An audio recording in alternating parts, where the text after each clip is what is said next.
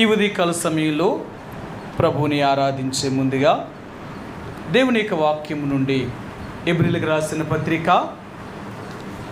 13వ అధ్యాయము. అపోస్తలుడైన పౌలు లేక దైవజనుడు ఎబ్రీయులకు రాసిన పత్రిక 13వ అధ్యాయము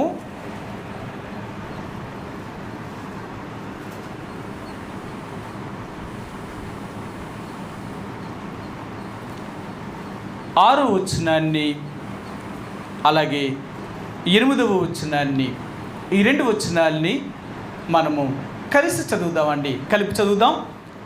ఎబ్రీయులకు రాసిన పత్రిక 13వ అధ్యాయము మొట్టమొదటిగా 6వ వచనాన్ని మనం కలిపి చదువుదామండి. కాబట్టి ప్రభువు నాకు సహాయకుడు, నేను భయపడను, నరమాత్రుడు నాకేమి చేయగలడు అని మంచి ధైర్యముతో చెప్పగలవారమై ఉన్నాము. 8వ వచనాన్ని కూడా చదువుదామండి. యేసుక్రీస్తు నిన్న నేడు ఒక్కటే రీతిగా ఉన్నాడు, అవును యుగయుగములకును ఒక్కటే రీతిగా ఉండును. ఈ ఉదయకాల సమయంలో చదవబడిన లేఖన భాగాన్ని దేవుడు దీవించునుగాక.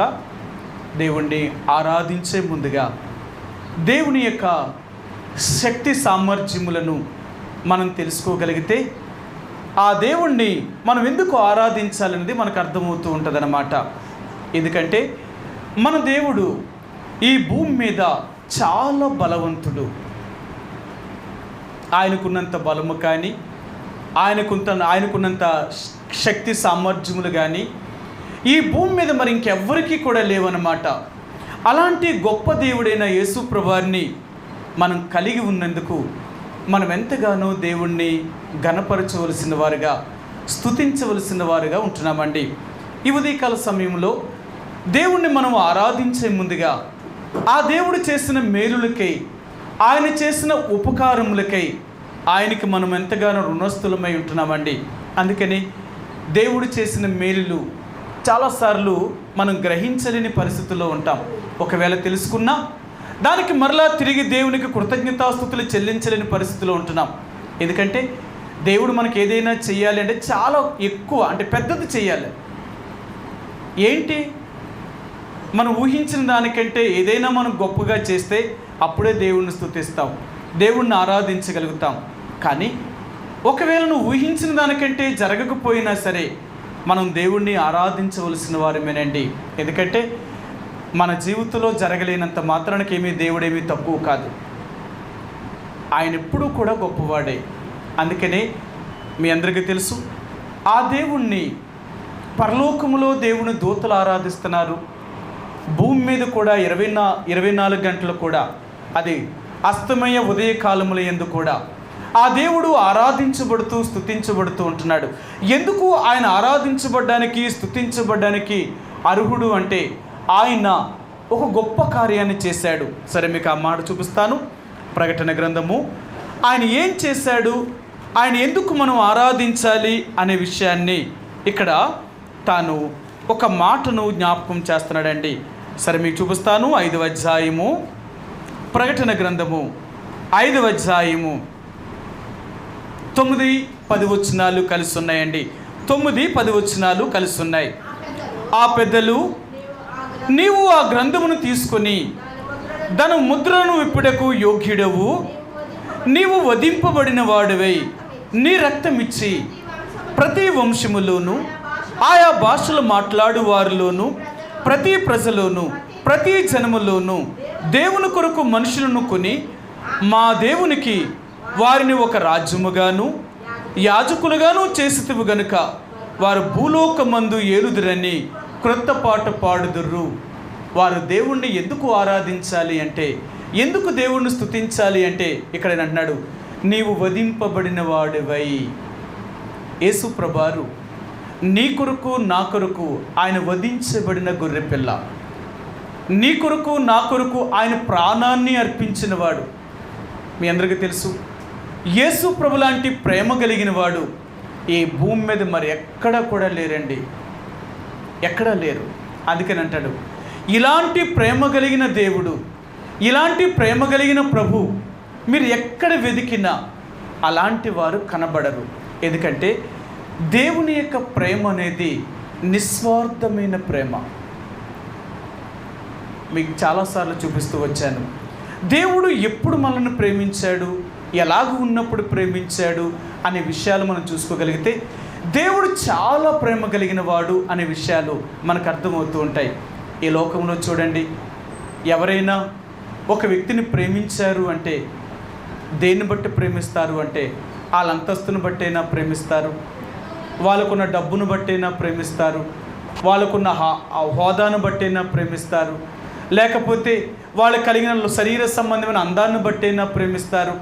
ఇలాగా లోక సంబంధమైన ఇలాంటి వాటిని బట్టి లోకములో అనేక మంది ప్రేమించగలుగుతారు.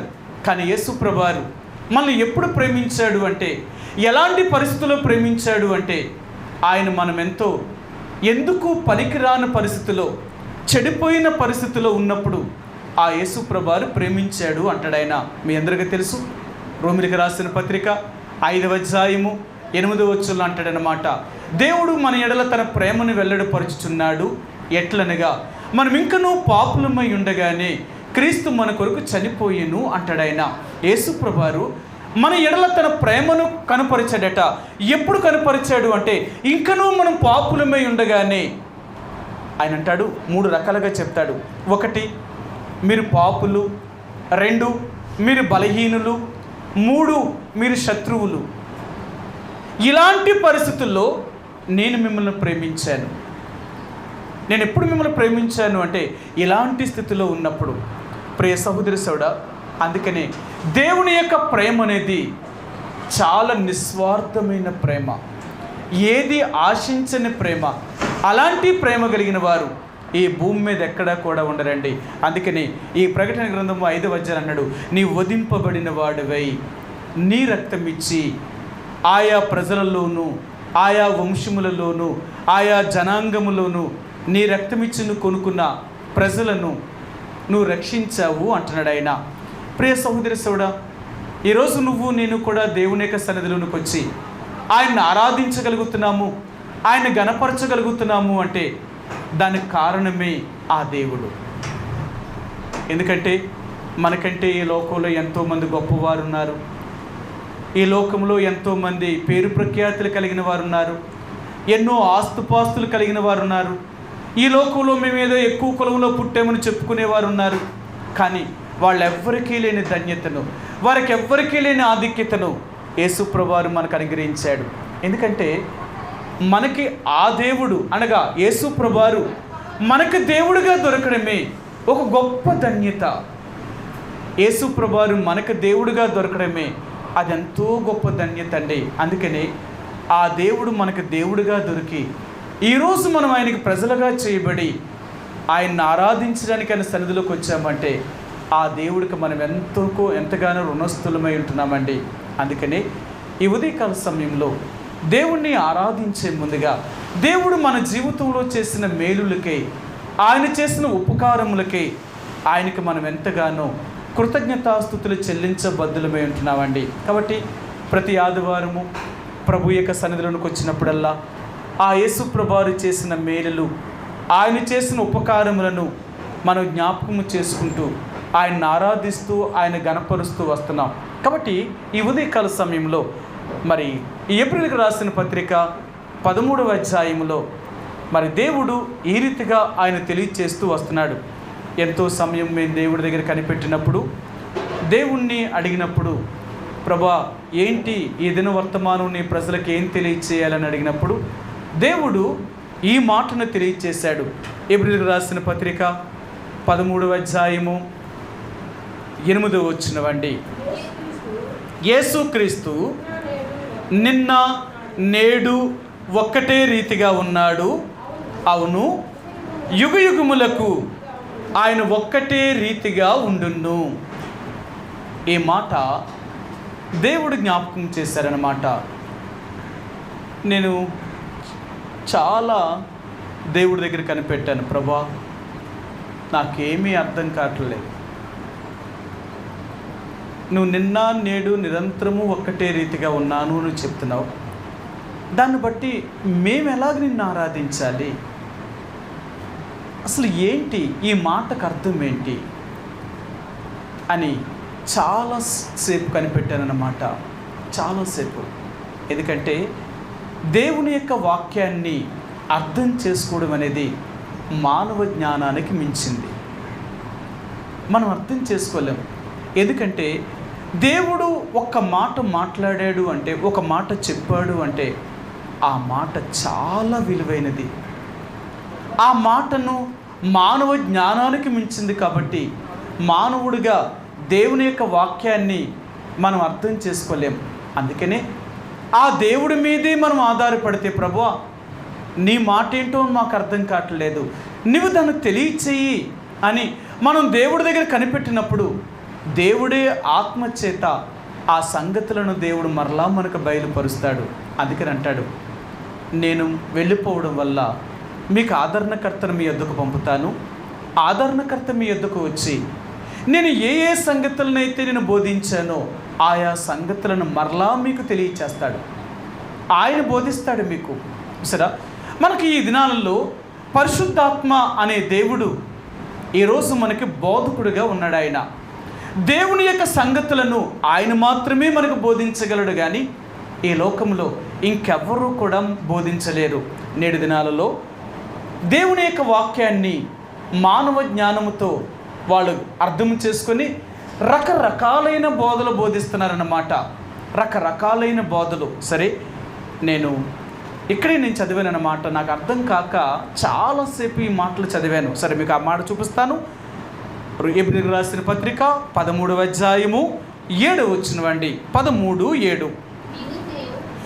మీకు దేవుని వాక్యమును బోధించి మీ పైన నాయకులుగా ఉన్న వారిని జ్ఞాపకము చేసుకొని వారి ప్రవర్తనా ఫలమును శ్రద్ధగా తలంచుకొనుచు వారి విశ్వాసమును అనుసరించుడి. చూసారా? సరే, ఇంకొక మాట కూడా చూపిస్తానండి. 9వ వచనం. నానా విధములైన అన్య బోధల చేత త్రిప్పబడుకుడి. మళ్ళీ అదే దేవుడు చెప్తున్నాడు, నానా బోధల చేత. చూసారా? ఆయన అంటున్నాడు, మరి నానా విధములైన అన్య బోధల చేత త్రిప్పబడుకుడి. ఈ దినాలలో బోధ ఎలాగుంది అంటే రకరకాలైన బోధలు ఉన్నాయి. మానవ జ్ఞానముతో ఎంతో చమత్కారంగా బోధించగలుగుతున్నారు. వినేవాళ్ళకి ఎలాగుంటుందో తెలుసా? ఆ క్షణానికి ఎంత గొప్ప వర్తమానంగా మరి కనబడుతుందే తప్ప, వినబడుతుందే తప్ప అది ఆత్మలో మాత్రం కార్యం చేయలేకపోతున్నారు. కారణం ఏంటంటే మానవ జ్ఞానంతో వారు బోధించే ప్రతీదీ కూడా అది దైవ కార్యం అనేది జరగలేదండి. అందుకని దైవ కార్యము జరగాలి అంటే దేవుని యొక్క పరిశుద్ధాత్మ చేత నింపబడి వారు ప్రేరేపించబడి వారు చెప్తారు. దేవుని యొక్క ఆత్మచేత ప్రేరేపించబడిన వారు చెప్పినప్పుడు మాత్రమే ఆ వాక్యము వినేవారిలో కార్యసాధకం చేయగలుగుతుందే తప్ప ఒకవేళ మానవ జ్ఞానముతో చమత్కారంగా బోధించినంత మాత్రానికి మానవుడు మార్పు చెందడం అనేది అసాధ్యమండి. కాబట్టి ఈ రోజున దేవుడు ఈ 3 విషయాల్ని జ్ఞాపకం చేయాలనుకుంటున్నాడు. ఒకటి, నేను నిన్నున్నాను, నేడున్నాను, లేక రేపున్నాను. సరే, నిన్న నేడు యుగయుగములు ఒక్కటే రీతిగా ఉన్నాడు. ఎందుకంటే మన దేవుడు భూత వర్తమాన భవిష్యత్ కాలములో ఉండే దేవుడు. ఆయన అంటే ఈ 3 కాలాల్లో మన దేవుడు జీవించుచున్నవాడు. అందుకనే మరి దేవుడు ఆయన తను ప్రత్యక్షపరుచుకునేటప్పుడు తనెవరో తను చెప్తున్నాడు. మీ అందరికీ తెలుసు, దేవుడు మోషేని ఇశ్రాయేలు ప్రజలైన ఐగుప్తు దేశంలో బానిసలుగా ఉన్న వారి దగ్గరికి దేవుడు వారిని పంపించేటప్పుడు మోషేని అక్కడ ఒక మాట చెప్పాడు. ఏం చెప్పాడు అంటే, మోషే అడిగాడు, ప్రభువా మరి ఇప్పుడు నువ్వు నన్ను వెళ్ళమంటున్నావు కదా, నేను వెళతాను. ఆ ప్రజలు అడుగుతారు, నిన్ను ఏ దేవుడు పంపించాడు అని అడుగుతారు. అప్పుడు ఆ దేవుడి పేరు నేను చెప్పాలి కదా, నీ పేరేంటో నేను చెప్పాలి, అసలు నీ పేరేంటో చెప్పు అన్నాడు ఆయన. అప్పుడు దేవుడు అన్నాడు, మోషే నువ్వు నా పేరుని అడుగుతున్నావు కాబట్టి ఇశ్రాయేలు ప్రజల దగ్గరకు పోయి నేను ఎవరిని అని చెప్తావంటే నేను ఉన్నవాడును అనువాడును అని చెప్పు. నేనే ఆల్ఫా ఓమేగా అని చెప్పు. నేనే ఆరంభము నేనే అంతమని చెప్పు. నేనెవరిని అంటే మొదటివాడును కడపటివాడును. అందుకని బైబిల్ గ్రంథంలో చాలాసార్లు ఈ మాటలు అలా వాడుతూ ఉంటాడనమాట. ప్రకటన గ్రంథం 1వ అధ్యాయంలో కూడా వచ్చినప్పుడు అని అంటాడు, ఇదిగో నేను మొదటివాడును కడపటివాడును, ఇదిగో యుగయుగములు జీవించుచున్నవాడును అంటాడు ఆయన. మన దేవుడు యుగయుగాలు సజీవుడిగా ఉండే దేవుడు, ఆయన మారని దేవుడు. నిజమేనండి. ఈరోజు మన పిల్లలకు మనం తండ్రులం అయ్యాం, వారి పిల్లలకి మళ్ళీ మనం తండ్రి అవ్వం. మన పిల్లలకి తండ్రిని కానీ వారి పిల్లలకి మాత్రం మనం తాత అవుతున్నాం, వారి పిల్లలకి మనం ముత్తాత అవుతున్నాం. ఆలోచించండి, మన వరుసలు ఎలా మారుతున్నాయంటే, మనం ఒకవేళ 3 తరాలు 4 తరాలు కానీ మనం చూస్తే మన తండ్రిగా భావించరు, ఒక తాత ఒక ముత్తాతగా భావిస్తారు. ఎందుకంటే ఈ లోకం అంతే. కానీ మన దేవుడు నీకు దేవుడు, నీ పిల్లలకు దేవుడు, వారి పిల్లలకు దేవుడు, వారి పిల్లలకి దేవుడు. అంటే ఆ దేవుడు ఎప్పుడు కూడా ఒకేలాగా ఉన్న దేవుడు, మారలేదు. అందుకనే ఆ దేవుడు ఎన్ని తరాల నుండైనా, అందుకనే బైబిల్ గ్రంథంలో అంటాడు, నేను అబ్రహాము దేవుడును, ఇస్సాకు దేవుడును, యాకోబు దేవుడును, నేను మీకును దేవుడినే అంటాడు ఆయన. మన దేవుడు ఎవరు అంటే ఆయన ఎప్పటికీ ఒకేలాగా ఉండే దేవుడు, మార్పు చెందిన దేవుడు ఆయన. నీకు ఒకలాగా, నీ పిల్లలకు ఒకలాగా, వారి పిల్లలకు ఒకలాగా ఉండే దేవుడు కాదు, ఎప్పటికీ ఆయన ఒకలాగే ఉండే దేవుడు. అందుకని ఆయన అంటున్నాడు, నేను నిన్న నేడు నిరంతరము ఒకటే రీతికున్న దేవుడును. ఈరోజు దేవుడు అంటున్నాడు, నేనెవరిని, నేనేం చేయగలుగుతాను, నేనేం చేశాను అనేది మనం జ్ఞాపకం చేసుకుందాం. అందుకని ఈ హెబ్రీయులకు రాసిన పత్రిక 13వ అధ్యాయంలో 6వ వచనంలో ఆయన అంటాడు, కాబట్టి ప్రభువు నాకు సహాయకుడు, నేను భయపడను, నరమాత్రుడు నాకేమి చేయగలడు. కారణం ఏంటి అంటే 5వ వచనం అంటాడు, ఆయన అంటే నిన్ను ఏమాత్రమును విడువను, నిన్నెన్నడూ ఎడబాయును అని ఆయనే చెప్పను కదా అంటాడు. మన దేవుడు ఎవరు అంటే మనల్ని ఎప్పటికీ ఎడబాసే దేవుడు కాదు, మనలో ఏ ఒక్కరికి దూరముగా ఉండే దేవుడు కాదు. అలాంటి సజీవుడైన దేవుణ్ణి నీవు నేను కలిగి ఉన్నాం. అందుకనే ఈరోజు నువ్వు నేను కలిగి ఉన్న దేవుడు సజీవుడు, ఎప్పటికీ ఒకేలాగా ఉండే దేవుడు, ఆయన మారనివాడు.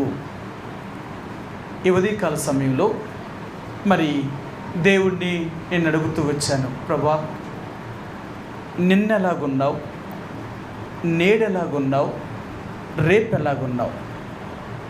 నువ్వు నిన్న నేడు నిరంతరము అంటే ఈ 3 కాలాల్లో ఉన్నవాడిని అంటున్నావు కదా. అంటే భూత వర్తమాన భవిష్యత్ కాలంలో ఉండే దేవుడు కాబట్టి సరే నువ్వు ఎలాగని చెప్తున్నావు. మరి మా జీవితంలో మరి నువ్వెలాంటి వాడివి? ఆ రోజంటే నువ్వు నిన్న నేడు నిరంతరం ఒకటే రీతిగా ఉన్నానని చెప్తున్నావు, కానీ ఈరోజు నేటి దినాలలో మాకు నువ్వు ఎలాగున్నావు అని నేను ప్రభువు దగ్గర కనిపెట్టినప్పుడు ప్రభు ఈ విషయాన్ని జ్ఞాపకం చేస్తూ వచ్చాడు. ఆయన జ్ఞాపకం చేస్తూ వచ్చాడు. ఏంటి ఆయన జ్ఞాపకం చేసింది అంటే, నేను నిన్న నేడు నిరంతరము అంటే నిన్న ఎలాగున్నావు. అందుకనే దేవుడు కొన్నిసార్లు మనకి గతాన్ని గుర్తు చేసేవాడు. ఎందుకంటే మనుషులుగా మనకు ఎవరైనా గతాన్ని గుర్తు చేస్తే చాలా కోపం వస్తుంది. గతాన్ని గుర్తు చేయకూడదు. కారణం ఏంటి? మళ్ళీ నా స్థితిని నువ్వు గుర్తు చేస్తున్నావేంటి? గతం అనేది మర్చిపోతాం, ప్రస్తుతం ఎలాగున్నామో ఆలోచిస్తాం. ఇది మానవుడి యొక్క స్థితి. కానీ దేవుడి దగ్గరికి వచ్చినప్పుడు దేవుడు ఈ 3 రకాలుగా నీకు తెలియచేస్తాడు. నీ గతాన్ని గుర్తు చేస్తూ ఉంటాడు, ప్రస్తుతం నీకేం చేస్తున్నాడో చెప్తున్నాడు, జరగబోయేది ఏం జరగబోతుందో తెలియచేస్తున్నాడు.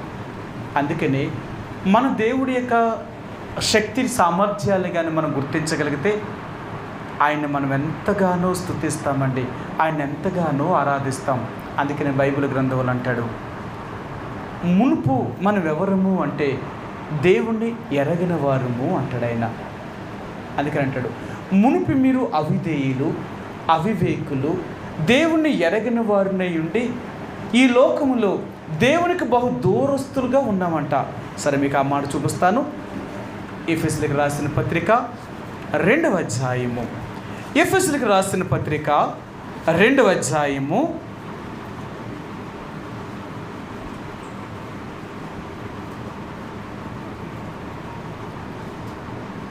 13వ వచనం అండి. ఎఫెసీయులకు రాసిన పత్రిక 2వ అధ్యాయము 13వ వచనం. ఆయనను మునుపు దూరస్తులైన మీరు, చూసారా, గతాన్ని గుర్తు చేస్తున్నాడు. ఒకసారి నీ గత జీవితం ఏంటంటే నాకు దూరస్తులు. ఎలా దూరస్తులం అయ్యాం? ఎలాగ మనం దేవుడికి దూరం అయిపోయాం? మానవుడు ఎలాగ దేవుడికి దూరం అయ్యాడు అనేది మనం చూస్తే మనకు చాలా విషయాలు తెలుసు. ఎందుకంటే దేవుని యొక్క ప్రజలుగా ఈ లోకంలో మనము దేవుడికి ఎంతగానో దూరస్తులుగా అయిపోయాం. ఎందుకు దూరం అయిపోయామంటే మానవుడు చేసిన పాపమును బట్టి. సరే, ఈ మాట కూడా చూపిస్తాను. ఎఫెసీయులకు రాసిన పత్రిక 2వ అధ్యాయము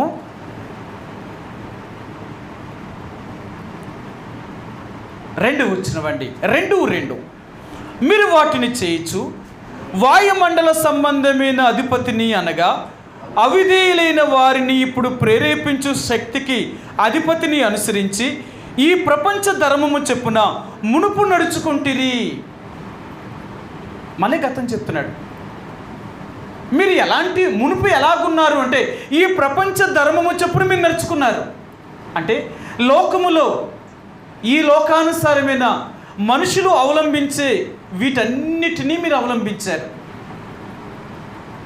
మనందరికీ తెలుసు, ఈ లోకములో ఆయా నిబంధనలు, ఆయా కట్టడలు, ఆయా పరిస్థితులన్నీ కూడా మానవులే మనిషికి కొన్ని కట్టుబాట్లు, కొన్ని అద్దుబాట్లను పెట్టారు. ఎందుకు అలా పెట్టారు అంటే ఎలాగైనా సరే మానవుడు దేవుణ్ణి తడువులాడి తెలుసుకుంటాడేమో అని. కానీ దేవుణ్ణి తెలుసుకోవలసిన దానికి పోయి ఆచారాలు, పద్ధతుల్ని పాటిస్తున్నారు. ఈ కట్టుబాట్లు, ఈ ఆచారాలు, ఈ పద్ధతులు అన్నీ ఎందుకు పెట్టారు మనిషి అంటే, ఇలా చేస్తున్నాము అంటే మనం ఎందుకు చేస్తున్నాము అని ఆలోచించైనా దేవుణ్ణి తెలుసుకుంటారేమో. కానీ అలాగూ కూడా తెలుసుకోవట్లేదు. ఈరోజు మనిషి ఏమైపోయాడంటే చేసుకుంటూ వెళ్ళిపోతున్నాడే తప్ప తనలో మాత్రం మార్పు ఏమీ రావట్లేదు. తనలో మార్పు రావట్లేదు. అందుకనే ఈరోజు దేవుడు అంటున్నాడు, ఒక్కసారి నీ గతం ఏంటి? నీ గతంలో నువ్వు ఎలాగున్న వ్యక్తిని నేను ప్రేమించాను. అందుకనే నేను నిన్న ఉన్నాను, నేడు ఉన్నాను, నిరంతరము ఉండే దేవుణ్ణి.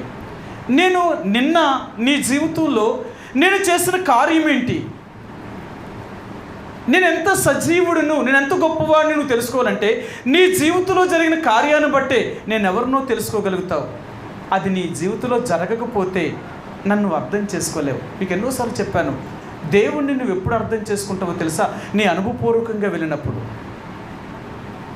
నువ్వు అనుభవపూర్వకంగా వెళితేనే కానీ ఆ దేవుడు ఎవరో ఎలాంటి వాడో నీకు అర్థం కాడు. వాళ్ళు ఏళ్ళు చెప్పిన మాటను బట్టి నువ్వు దేవుడిని నమ్ముకున్నావు అనుకోండి, వాళ్ళు వీళ్ళు చెప్పిన మాటను బట్టి నమ్ముకున్నావు కాబట్టి ఆ దేవుణ్ణి ఒకరోజు మరలా నువ్వు వదిలిపెట్టి వెళ్ళిపోతావు.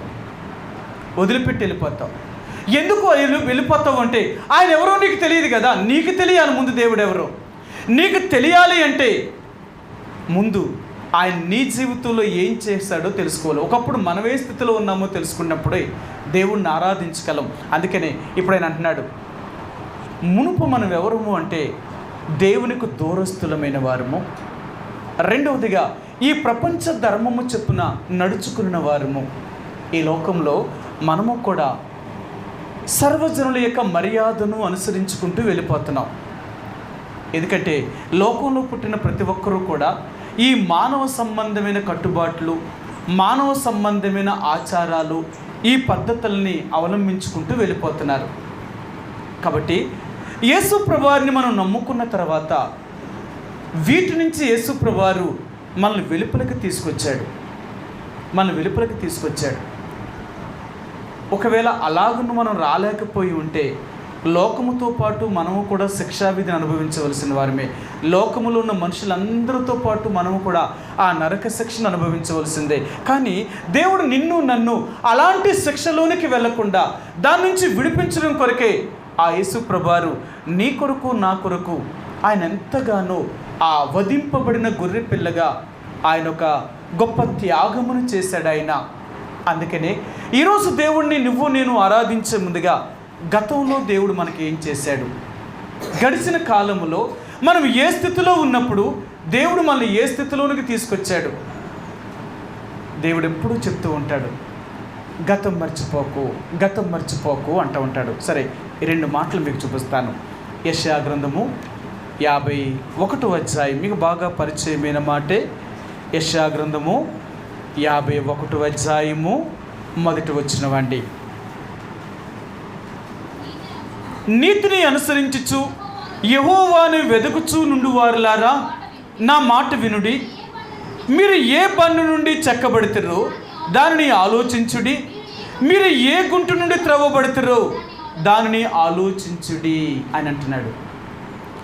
నీతిని అనుసరించుచు యెహోవాను వెదకుచూ నుండువారులారా, అసలు నువ్వు ఎక్కడి నుంచి వచ్చావు, నీ స్థితి ఏంటి అనేది ఒక్కసారి జ్ఞాపకం చేసుకో. ఏ బండ నుంచి నువ్వు చెక్కబడ్డావు, ఏ గుంటలో నుంచి నువ్వు తీయబడ్డావు. అందుకని యేసు ప్రభువారి దగ్గరికి వచ్చినప్పుడల్లా దేవుడు మన గతాన్ని గుర్తు చేస్తూ ఉంటాడనమాట. మనకి గతం గుర్తు రాలేదనుకోండి, మానవుడు అతిశయించే స్వభావం కలిగిన వాడు. గతం గుర్తొచ్చినప్పుడల్లా వాడు తను తగ్గించుకోవడానికి ప్రయత్నం చేస్తూ ఉంటాడనమాట. అందుకని దేవుని యొక్క బిడ్డలుగా నువ్వు నేను ఎప్పుడూ కూడా మన గతాన్ని మర్చిపోయే మనుషులు మాత్రం కాదు. అందుకని ప్రతి ఆదివారము ప్రభు యొక్క సన్నిధికి వచ్చినప్పుడల్లా, దేవుణ్ణి ఆరాధించినప్పుడల్లా ఆ దేవుడు మనకి ఏం చేశాడో, ఒకప్పుడు మనం ఏ స్థితిలో నుంచి ఏ స్థితిలోకి వచ్చామో దాన్ని బట్టి మనం దేవుణ్ణి ఆరాధించేవారుగా ఉంటామండి. ఆ దేవుణ్ణి ఘనపరిచేవారుగా ఉంటాం. అందుకని దేవుని యొక్క మందిరానికి వచ్చినప్పుడల్లా యేసు ప్రభువారు మన గతం గుర్తు చేస్తున్నాడు. ఒకప్పుడు నువ్వు ఎలాంటి స్థితిలో ఉండేవారో, ఏ పరిస్థితుల్లో ఉన్నావో, ఎలాంటి జీవితాన్ని జీవించావో, అలాంటి పరిస్థితుల్లో నుంచి నేను నిన్ను విడిపించి నేను రక్షించి నా బిడ్డగా నిన్ను చేసుకున్నాను. అది నేనెవరిని అంటే, నీ గత బ్రతుకులు నేను చేసిన మేలుని జ్ఞాపకం చేసుకో. ఈరోజు దేవుడు అంటున్నాడు, మునుపు మీరు నాకు అవివేకులు లేక దూరస్తులు. రెండవదిగా, ఈ ప్రపంచ ధర్మము చెప్పున మీరు నడుచుకున్న వారు, మీరేమి నన్ను సేవించిన వారేమీ కాదు, ఈ లోక సంబంధమైన మనుషులందరిలాగే మీరు జీవించారు. కానీ నేను మిమ్మల్ని ప్రేమించాను కాబట్టి, నా అనాదికాల సంకల్పంలో నేను మిమ్మల్ని ఏర్పాటు చేసుకున్నాను కాబట్టి, మిమ్మల్ని రక్షించడానికి నా సంకల్ప ప్రకారము నేను మిమ్మల్ని నా బిడ్డలుగా నేను మిమ్మల్ని చేసుకున్నాను, అంతే. అందుకని అంటారు, ఈరోజు నువ్వు నేను కూడా యేసు ప్రభువారిని దేవుడిగా అంగీకరించినందుకు మనం ఏమీ గర్వించడానికి ఏమీ మనలో యోగ్యత ఏమీ లేదు. అక్కడే అంటాడు, ఎఫెసీయులకు రాసిన పత్రిక 2వ అధ్యాయము 8వ వచనం అంటాడు, మీరు ఉచితమైన కృప ద్వారానే రక్షించబడి ఉన్నారు, కానీ ఇది మీ వల్ల కలిగినది కాదు, అది దేవుని వరమే అంటాడు. ఇది మీ క్రియల వల్ల కలిగినది కాదు అంటాడు ఆయన. ఏదో మనం చేసిన మంచి క్రియలను బట్టి లేక మన మంచి జీవితాన్ని బట్టి యేసు ప్రభువారు మనల్ని ఏమీ రక్షించలేదు. ఆయన దయా సంకల్పము, ఆయన కృప మనం రక్షించాడంతే. అందుకనే ఈరోజు మనం అతిశయించడానికి కానీ మనం గర్వించడానికి కానీ మనలో ఏ అర్హత యోగ్యత కూడా లేదనమాట. అందుకని దేవుడు సన్నిధిలోకి వచ్చినప్పుడల్లా మనం ఎంతగా తగ్గించుకుంటామో కారణం ఏంటంటే, ప్రభువా నేనే పాటి వ్యక్తిని, నేను దేనికి పనికొస్తాను, నా విలువెంత, నాడుండి నేడు మట్టిలో కలిసిపోయేవాడిని, నా ఏ అర్హత యోగ్యత కూడా లేదు, ఇదే కదా నా జీవితం అంతా, నేను మొన్నే కదా, ఏ మంటి నుండి అయితే నేను తీయబడ్డాను తిరిగి మరలా నేను మన్ను అయిపోవలసిన వాడిని, దేని బట్టి నా అతిశయము. ప్రియ సహోదరి సోడా, ఈరోజు మరలా దేవుడు అంటున్నాడు, నీ గతం ఏంటో తెలుసా? మునుపు నువ్వు నాకు వ్యతిరేకమైన జీవితాన్ని జీవించినవాడు, నాకు విరోధమైన జీవితాన్ని జీవించిన వ్యక్తివి. ఈ లోకంలో ఉన్న అందరిలాగే నువ్వు కూడా జీవించవు. కానీ నా దయా సంకల్పం చొప్పున నా కృప చేత నేను నిన్ను రక్షించడానికి పూనుకొని అనాది కాలంలో ఉంచిన నా ఉద్దేశమును బట్టి నేను నిన్ను మార్చాను. మర్చిపోకు, అది నీ క్రియల వల్ల కలిగినది కాదు, లేక ఏదో నువ్వు చేసిన మంచి పనుల వల్ల కలిగినది కాదు. నా దయా సంకల్పం, నా ఉచితమైన కృప ద్వారా నేను నిన్ను రక్షించాను. అందుకనే యేసుప్రభువు అన్నాడు, గతాన్ని గుర్తు చేస్తున్నాడు. నేను ఎంత గొప్పవాడినో నీకు తెలియాలి అంటే ఏ స్థితిలో నుండి నేను ఏ స్థితిలో తీసుకొచ్చాను. ఇశ్రాయేలు ప్రజల్ని ఐగుప్తు దేశంలో నుంచి దేవుడు బయటికి తీసుకొచ్చాడు. ఆయన మీ అందరికీ తెలుసు వారు ఎలాంటి పరిస్థితుల్లో ఉన్నారంటే ఆయన అంటాడు, ఆ ఐగుప్తు అనే ఇనుప కొలుములో నుంచి దేవుడు మిమ్మల్ని తీసుకొచ్చాడు అంటాడు ఆయన. అది ఒక కొలిమి లాంటిది. ఆ కొలుములో వీరు ఎలాగుండేవారంటే నలిగిపోయేవారు. వారికి ఏమీ మనశ్శాంతి లేదు. 400 సంవత్సరాలు పైబడి ఇశ్రాయేలు ప్రజలు ఐగుప్తీయుల చేత కఠినమైన బానిసత్వాన్ని అనుభవించారు. అలాంటి పరిస్థితిలో దేవుడు వారిని జ్ఞాపకము చేసుకొని ఆ భయంకరమైన బానిసత్వంలో నుంచి బయటికి తీసుకొస్తే ఆ దేవుణ్ణే మర్చిపోయారు వీళ్ళు. ఆ దేవుణ్ణే మర్చిపోయారు. ఎన్నోసార్లు దేవుడు తన ప్రవక్తలను పంపించి వాళ్ళకి ఆ మాటలు చెప్పించాడు. ఎందుకు దేవుడు తన ప్రవక్తలు పంపించాడు అంటే ఇశ్రాయేలు ప్రజలు దారి తప్పినప్పుడు ఆ ప్రజలు తప్పుదారిలోకి వెళ్తున్నారు కాబట్టి మరలా ఒక మనిషిని పట్టుకొని ఆ మనుషుడి చేత దేవుడు ఎలాగ సెలవిస్తున్నాడని చెప్పి వారిని మంచి మార్గంలో తీసుకురావాలని దేవుని యొక్క సంకల్పం. అందుకని ఆయన అంటున్నాడు, నేను నా ప్రవక్తల్ని ఎందుకు పంపించాను అనాది కాలం అంటే మీరు చేసిన పనులను బట్టి మిమ్మల్ని మంచి దారిలో తీసుకొని రావడం కొరకు. ఆ తర్వాత ఆయనే దిగి వచ్చాడు. ఆయన దిగి వచ్చి 33.5 సంవత్సరం ఈ లోకంలో జీవించి ఎంతో శ్రమ అనుభవించి మరణించి ఆయన సమాధి చేయబడి 3వ రోజున తిరిగి లేచి ఆయన వెళ్ళినా ఇంకా సమాజంలో మనుషులు అలాగే ఉన్నారు. అయినా దారి తప్పుతున్నారు. అప్పుడు మరలా దేవుడు తను మరలా కొంతమందిని ఏర్పరచుకొని తన దాసులైన వారిని ఈ భూమి మీదకి పంపించాడు. అందుకనే ఒక దేవుని యొక్క దైవ సేవకుడు అనేవాడు ఇతను చేయవలసిన పని ఏంటంటే దేవునికి మానవులకి ఉన్న సంబంధాన్ని తెగిపోకుండా కాపాడడం ఈయన పని. ఈ కనెక్షన్ కలపడం అన్నమాట. సరే, ఈ కనెక్షన్ కలిపేవాడు దేవుడు. ఇలాంటి వాడు, నువ్వు ఈ స్థితిలో ఉన్నావు కాబట్టి సరి చేసుకో, మరలా దేవుడితో రాజీ పడు, దేవుడితో సమాధానపడు, దేవుడితో నీ తెగిపోయిన ఆ బంధాన్ని మరలా కలుపుకోవడానికి ప్రయత్నించే ఇది. అందుకనే దేవుడు తన దైవ సేవకులైన వారిని ఇంకా భూమి మీద ఎందుకు ఉంచాడు అంటే ఈ అనుబంధాన్ని, ఈ బంధాన్ని కలపడం కొరకు. ఈరోజు కూడా మనం రక్షించబడ్డామంటున్నాం, దేవుడి పిల్లలమని చెప్పుకుంటున్నాం. కానీ ఆ దేవుడితో మనకున్న సహవాసం ఎలాగుందో తెలుసా? ఆ దేవుడితో అనుబంధం ఎలాగుందో తెలుసా? ఒక్కసారి మనం పరీక్ష చేసుకుంటే మనకు అర్థమవుతుంది మనం దేవుడికి ఎంత దూరస్తులం అవుతున్నామో. మనం దేవుడిని నమ్ముకున్నప్పటికీ కూడా మనం దేవుడిని సంతోషపెట్టవలసిన దానికి బదులుగా లోక సంబంధమైన మనుషుల్నే సంతోషపెట్టడానికి ఇష్టపడుతున్నాం. అలాంటి పరిస్థితుల్లో మనం దేవుడితో మనకున్న సంబంధం ఎలాగుందంటావు? అందుకనే ఈరోజు మరలా దేవుడు అంటున్నాడు, నేను ఇశ్రాయేలు ప్రజల్ని అలాంటి ఇనుప కొలువుల నుంచి బయటకు తీసుకుని వచ్చి పాలు తేనెలు ప్రవహించే దేశమైన ఆ కనాను దేశాన్ని వారికి ఇచ్చాను. వారు కష్టపడవలసిన పని లేదు. వారు ఏమాత్రం కూడా భూమిని దున్ని విత్తనాన్ని వేయవలసిన కూడా పని కూడా లేదు. అంతేకాదు వారు నివసించడం కొరకు వారి నివాస గృహాలని కూడా కట్టుకోవాల్సిన పని లేదు. అలాంటి కట్టని ఇండ్లను, నాటని తోటలను నేను వారికి ఇచ్చి వారికి ఎంతో ఐశ్వర్యాన్ని నేను ఇచ్చాను. కానీ ఇవన్నీ కలిగిన తర్వాత వీళ్ళు ఏం చేశారో తెలుసా? నన్నే మర్చిపోయారు. అది దేవుడు బాధ. అన్నీ ఇచ్చిన తర్వాత ఇచ్చిన వాడిని మర్చిపోయారు, కలిగిన దాన్ని పట్టుకొని గర్వించగలుగుతున్నారు. ఈరోజు మానవుడి యొక్క స్థితి అది. ఈరోజు ఎవరి వల్ల నీకు ఇంత కలిగింది? ఆ కలిగించిన వారెవరు? ఆయన లేకుండా నీకు ఎలా కలిగింది ఇది? కానీ ఈరోజు మానవుడు ఏమైపోయాడంటే కలిగిన దాన్ని బట్టి అతిశయించగలుగుతున్నాడు. ఒకవేళ అలాగ అతిశయించేమా, దేవుడు అంటాడు మనకు కలిగినది కూడా మన దగ్గర నుంచి తీసివేయగలిగిన వాడు, తనెవరో మరలా చూపించగలిగిన వాడు. మర్చిపోకు, దేవునికి అవిధేయత చూపించినంత మాత్రానికి దేవుడు నీలాంటి నాలాంటి ఒక మనిషి కాదు. ఆయన తగిన సమయం వచ్చినప్పుడు ఆయన ప్రతి మానవుడికి బుద్ధి చెప్పగలిగిన వాడు, ప్రతి మానవుడికి గుణపాఠాన్ని నేర్పించగలిగిన వాడు. అది ఆయన గొప్ప శక్తి. కాబట్టి ప్రియ సహోదరి సోడా, ఈరోజు దేవుడు నీకు నాకు జ్ఞాపకం చేసేదంటే నీ గత జీవితాన్ని మరలా చెప్తున్నాడు. నేను నిన్నెలాగున్నాను, నీకు ఆ రోజు నేను ఎలాగున్నానో నేడు కూడా నీకు అలాగే ఉన్నాను నేను. మన దేవుడు ఎప్పుడూ మారలేదు. మనం రక్షించడమే కాక ఈ లోకముల నుంచి మనల్ని వేరు చేయడమే కాక నేడు మనతో దేవుడు ఉన్నాడు.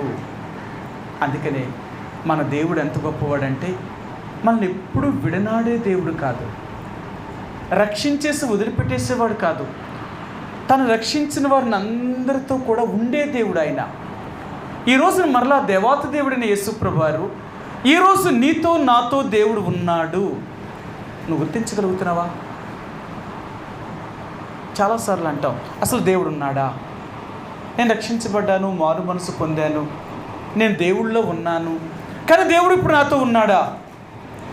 దేవుడు నీతో ఉన్నాడా లేదా అనేది అది ఒక్కసారి నువ్వు ఆయనతో స్పర్శ లేక ఆయనతో నీకున్న అనుబంధం ఏంటో నువ్వు తెలుసుకోవాలి. ఈరోజు మనం రక్షించడమే కాకుండా దేవుడు అంటే నేడున్న దేవుడే ఈరోజు కూడా, నాడున్న దేవుడే నేడు కూడా ఉన్నాడు. ఈరోజు వరకు దేవుడు నీతో ఉన్నాడా అంటే ఉన్నాడు. ఈరోజు కూడా దేవుడు నీతోనే ఉన్నాడు. నువ్వు గుర్తించగలుగుతున్నావా? నీకు తెలుసా, చాలామందికి దేవుడు ఉన్నాడు అనే స్పర్శ నీకు తెలుస్తలేదు. అందుకనే దేవుడు అంటున్నాడు, ఈరోజు కూడా నేను నీతో ఉన్నాను, ఈ క్షణము కూడా నేను నీతో ఉన్నాను. ఎందుకు అంటే నేను లేకపోతే నువ్వు లేవు. ఈరోజు వరకు కూడా దేవుడు, ఈ క్షణం వరకు కూడా దేవుడు మనతోనే ఉండి మనకు సహాయం చేస్తూనే ఉన్నాడు. అందుకనే రక్షించబడిన తర్వాత ఈ లోకంలో జీవిస్తున్న నీకు నాకు ఆ దేవుడు ఎంత సహాయం చేయగలుగుతున్నాడో చూడండి. మనం రక్షించడమే కాదు, రక్షించిన నాటి నుండి ఈ రోజు వరకు ఆ దేవాతి దేవుడైన యేసు ప్రభువారు, ఆ దేవాతి దేవుడైన యేసు ప్రభువారు మన జీవితంలో ఎన్నో మేలులను, ఎన్నో ఉపకారాలని, ఎన్నో సమస్యల నుంచి దేవుడు మనల్ని విడిపిస్తున్నాడు. మరి ఈరోజు నువ్వు నేను తప్పించబడుతున్నాము అనగా, లేక ఈ పోషించబడుతున్నాము అనగా, ఈరోజు మనం కాపాడబడుతున్నాము అనగా ఎవరి వల్ల ఇదంతా జరుగుతుంది? ఆ దేవుడి వల్ల కాదా? దేవుణ్ణి ఎరగిన వారైతే అనుకుంటున్నారు, ఏదో కాలాన్ని బట్టి, పరిస్థితులు బట్టి, ఏదో మనకి అదృష్టం ఉంది కాబట్టి జరుగుతుంది అని వాళ్ళు అనుకుంటున్నారు. కానీ మన అదృష్టాన్ని బట్టి కానీ, మన కాలమును బట్టి కానీ, పరిస్థితులు బట్టి కానీ జరుగుతా లేదు. ఇవన్నీ జరిగించేవాడు దేవుడు. ఆ ఒక్కడి వల్లే జరుగుతుంది ఇదంతా. అందుకనే నీకు నాకు ఉన్న విశ్వాసం ఏంటంటే ఆ దేవుడి వల్ల ఇదంతా జరుగుతుంది, మన వల్ల ఏమీ లేదు. ఏది జరగాలన్నా జరిగించేవాడు దేవుడు. అందుకనే ఈనాడు కూడా, జీవిస్తున్న ఈ కాలంలో కూడా దేవుడు మనల్ని కాపాడుతూనే ఉన్నాడు. ఏ రోజున దేవుడు మనల్ని వదిలిపెట్టలేదు అని చెప్పడానికి గల కారణం ఏంటి అంటే, సరే మీకు ఈ మాట చూపిస్తాను. 125వ కీర్తన గ్రంథము 125వ అధ్యాయము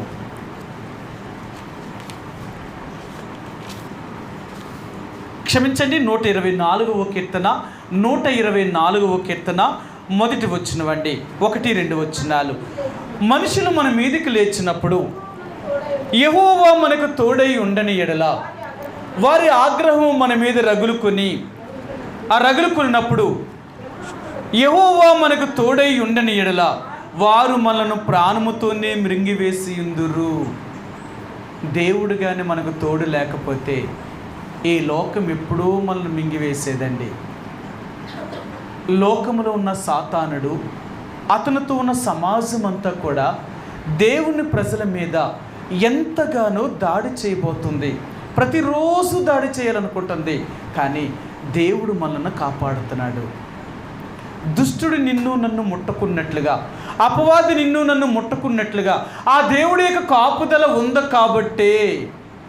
ఉంది కాబట్టే ఈ రోజుకి నీవు నేను కూడా సజీవముగా బ్రతకగలుగుతున్నాం. ఈ లోకంలో ఇంకా మనం జీవించుచున్నాము. ఈరోజు దేవుడు అంటున్నాడు, నువ్వు జీవించడానికి గల కారణమే నేను. ఏం చేస్తున్నాడు ఆయన? మనం బ్రతకడానికి గల కావలసినవన్నీ ఇస్తూ, మనం దేవుళ్ళలో నుంచి దూరంగా తొలగిపోకుండా దేవుడు మనం నడిపించడం కొరకే, దేవుని యొక్క దైవికమైన సన్నిధిలో నడిపించడం కొరకే దేవుడు మనకి ఈ లోకంలో అనేక రకాలైన పరిస్థితులు మనకు దేవుడు అనుకూలపరిచాడు. ఆయన సామాన్యం కాదండి.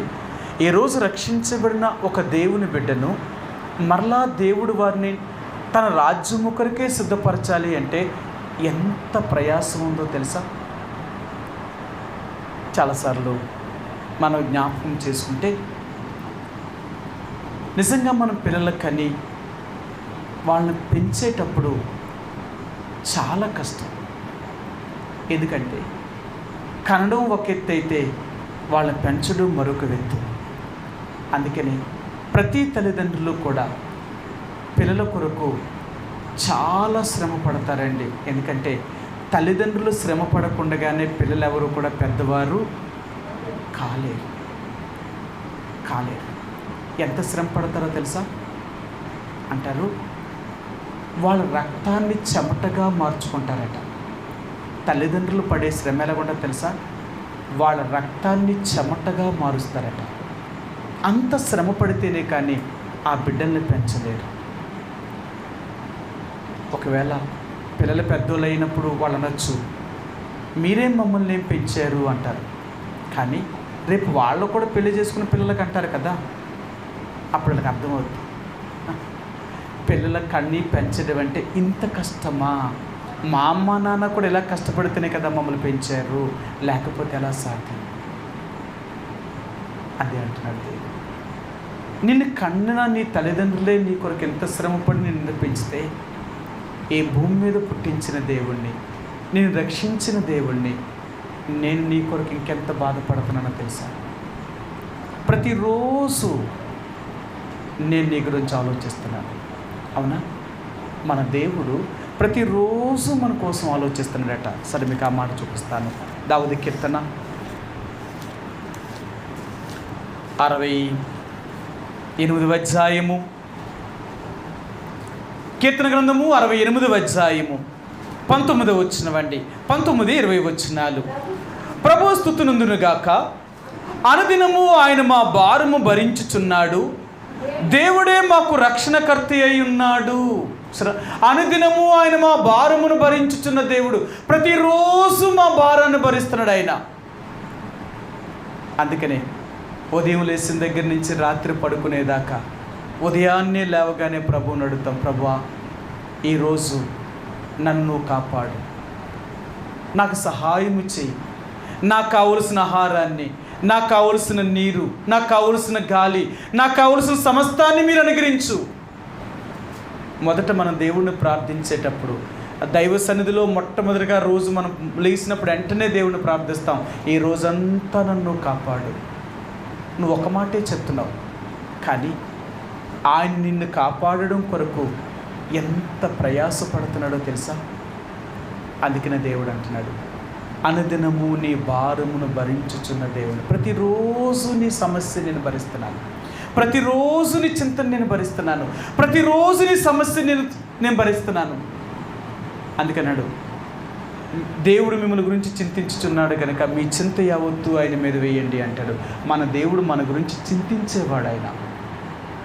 కాబట్టి రక్షించడమే కాదు, ఆ దేవుడు రక్షించిన నాటి నుంచి నీ భారమును భరించుచున్న దేవుడు, నీకు కావలసిన సమస్తాన్ని అనుగ్రహిస్తున్న దేవుడు, నిన్ను అన్ని రకాలుగా ఆదుకుంటున్న దేవుడు, నీ ప్రతి అవసరాన్ని తీరుస్తున్న దేవుడు.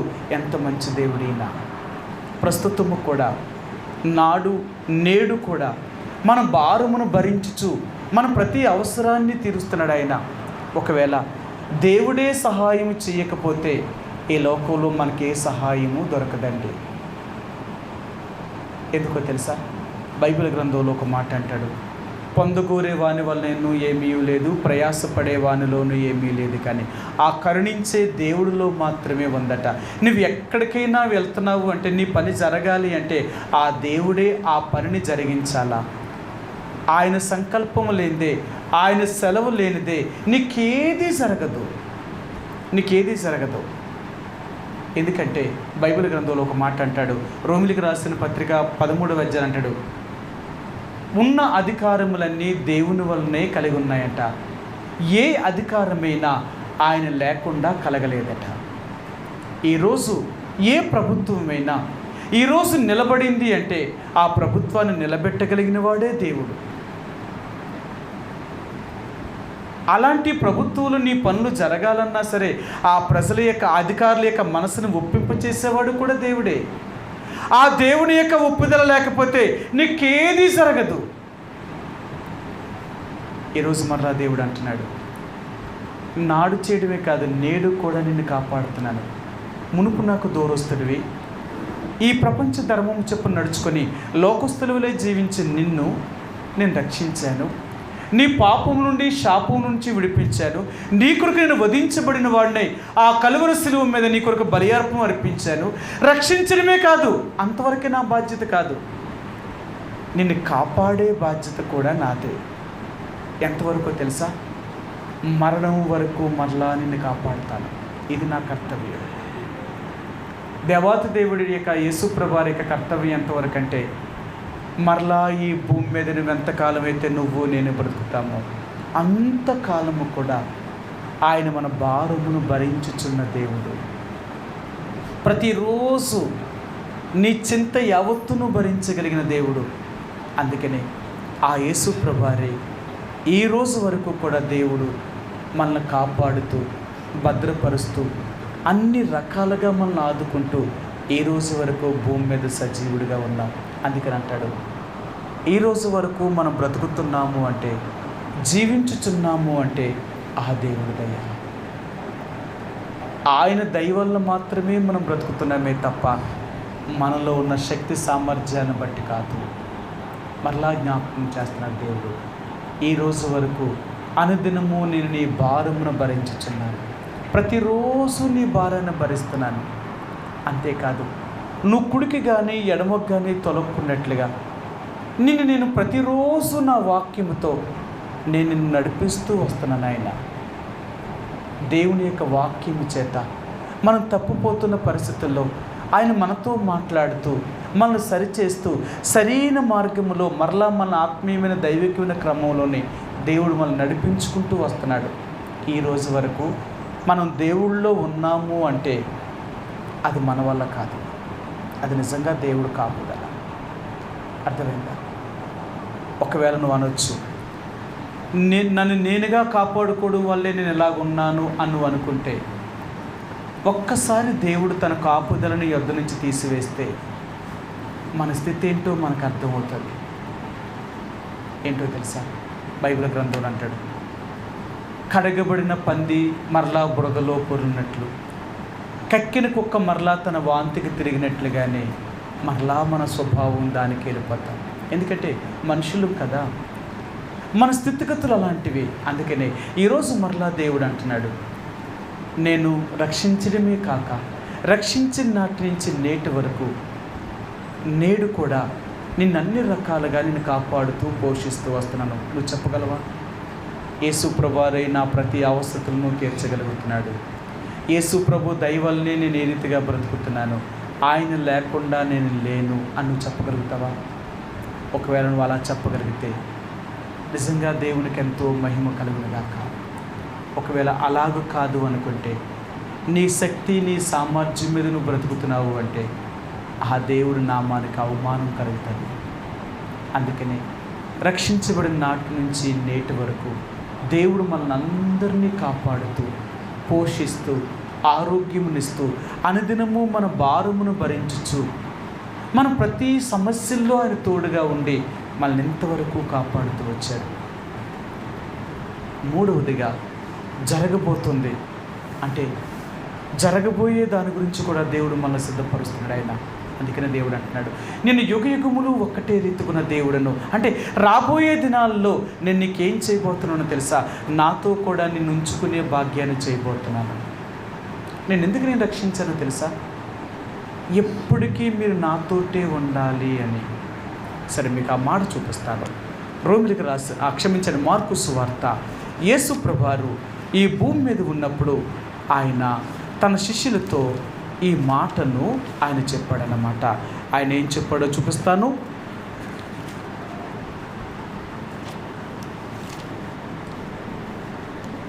మూడవ అధ్యాయము మార్కు సువార్త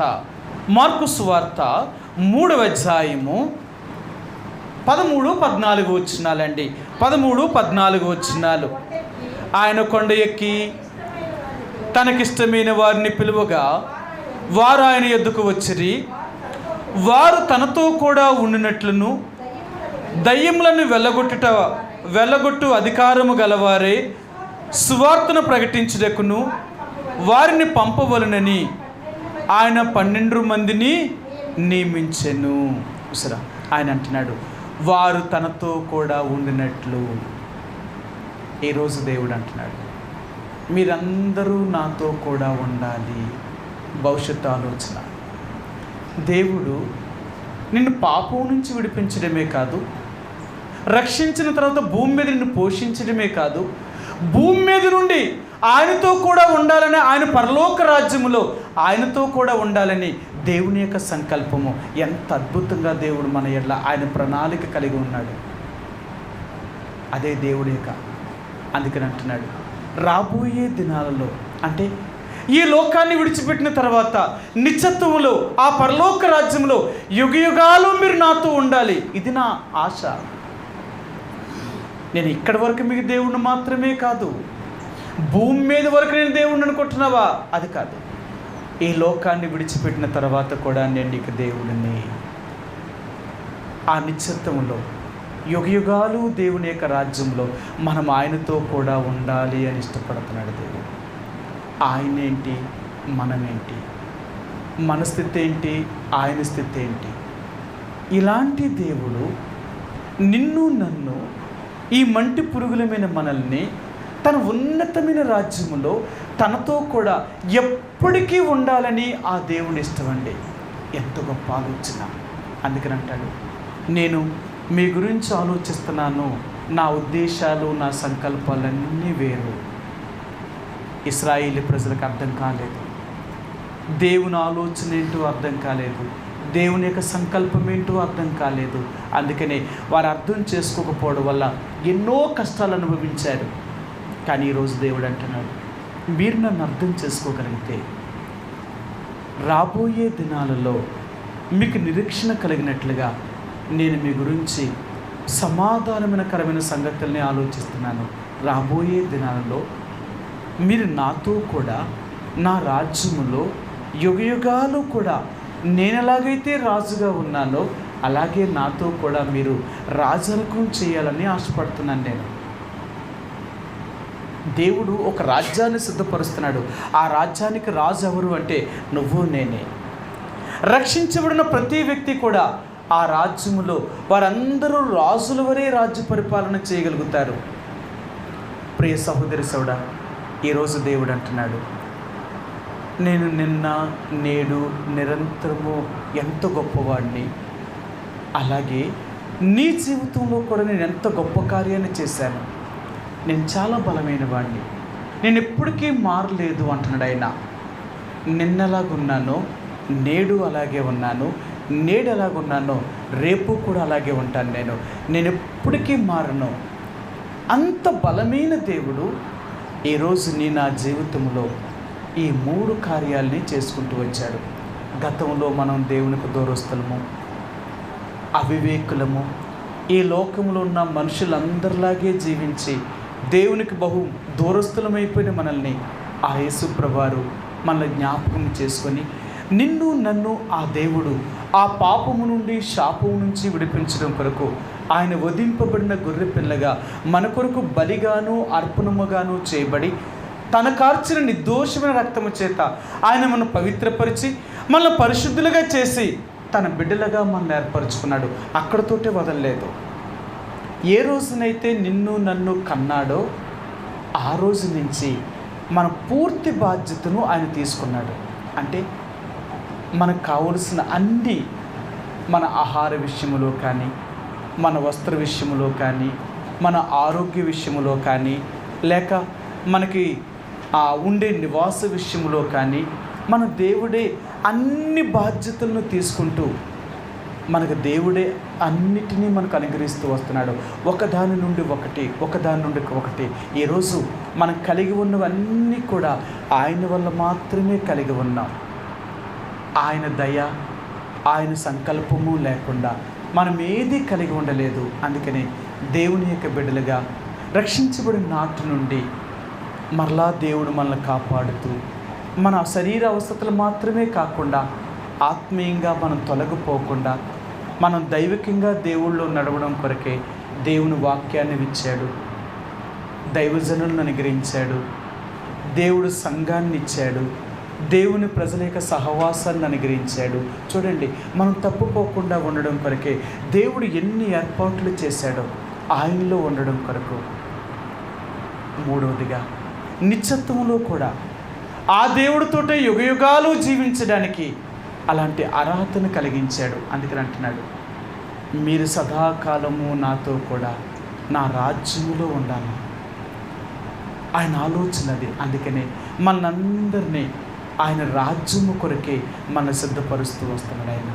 ఆయన రాజ్యములో ఉండే భాగ్యాన్ని మనకు అనుగ్రహించాడు. ఆయన రాజ్యంలో ప్రవేశించడానికి మనకి ఏ అర్హత ఉందని కానీ లేకపోయినా యేసు ప్రభువారి ద్వారా ఆయన రాజ్యములో ఉండే భాగ్యాన్ని అనుగ్రహించాడు. కాబట్టి ఈరోజు మనం దేవుణ్ణి ఆరాధించే ముందుగా, ప్రభువా నువ్వు నిన్న నేడు నిరంతరము ఎంత గొప్ప దేవుడవో, నువ్వెప్పుడూ మారలేదు, నీ శక్తి సామర్థ్యాలు మారలేదు, నువ్వెప్పటికీ ఒకలాగే ఉన్నావు. అలాంటి గొప్ప దేవుడివి నా జీవితంలో మీరు చేసిన కార్యములకై నీకు వందనాలు. ఒకప్పుడు అంటే మునుపు, నిన్ను ఎరగక మునుపు నేను నీకు దూరస్తులను. ఈ లోక సంబంధంలో ఒక వ్యక్తి వల్లే అందరిలాగే ఈ ప్రపంచ ధర్మము చెప్పు నేను కూడా నడుచుకున్నాను. నీకు అవిధేయత చూపించాను. ఎన్నో రకాలైన చెడు పాపములు చేసి నీకు దూరమైపోయిన నన్ను నా కొరకు, నన్ను రక్షించడం కొరకు పరలోకం నుంచి భూమి మీదకి వచ్చి నా కొరకు వధించబడిన ఒక గొర్రె పిల్ల వలె ఆ కలువరి శిలువ మీద నీ ప్రాణాన్ని బలిగా అర్పించి నీ రక్తంతో నన్ను కొనుక్కున్నావు. అందుకే నీకు నేను కృతజ్ఞతాస్తుతులు చెల్లిస్తున్నాను. ప్రభువా, నన్ను రక్షించడం మాత్రమే కాక ఏ రోజునైతే రక్షించబడ్డానో ఆ రోజు నుంచి నా పూర్తి బాధ్యత, నా ఆహార విషయంలో కానీ, నా వస్త్రం విషయంలో కానీ, నా నివాస విషయంలో కానీ, లేక నా ఆరోగ్య విషయంలో కానీ, శారీరకంగా నాకు అన్ని రకాలుగా నువ్వు అన్ని వసతులు నాకు కలిగిస్తున్నావు. అంతేకాదు ఆత్మీయంగా కూడా నేను తప్పిపోకున్నట్లుగా పరిశుద్ధుల యొక్క సహవాసమును, దేవుని యొక్క దైవజనుల్ని, నీ వాక్యాన్ని నాకు అనుగ్రహించి నేను కుడికి కానీ ఎడమకు కానీ తొలక్కున్నట్లుగా నన్ను నడిపిస్తూ నీలోనే జీవింప చేస్తూ వస్తున్నందుకు రెండవదిగా నీకు వందనాలు. మూడవదిగా ప్రభువా, నా జీవితంలో నువ్వెంత గొప్పవాడివి అంటే ఎన్నికలైన నన్ను ఆ పరలోక రాజ్యములో నీతో కూడా సదాకాలము ఉండే భాగ్యాన్ని నాకు అనుగ్రహించు. దాన్ని నేను అరుగుండంటావా? కాదు. ఒక మంటి పురుగుని, ఎన్నిక లేని వాడిని, అలాంటి నీచాతి నీచమైన నన్ను ప్రేమించి రక్షించి నా బాధ్యతను తీసుకోవడమే కాక యుగయుగాలు నీ రాజ్యములో నీతో కూడా ఉండే భాగ్యాన్ని నాకు కలిగించాలని నా కొరకు ఒక రాజ్యాన్ని సిద్ధపరుస్తూ ఆ రాజ్యములో నీతో ఉండాలని ఇష్టపడుతున్నందుకు ప్రభువా, ఎంత గొప్ప దేవుడు. నాలాంటి మానవుడి ఎడల ఇలాంటి ఆలోచన కలిగినందుకు, మీరు నా ఎడల ఇలాంటి ఉద్దేశాన్ని కలిగి ఉన్నందుకు నేనేమి ఇవ్వగలను చెప్పు. ఏమిస్తే మీ రుణం తీర్చుకుంటాను?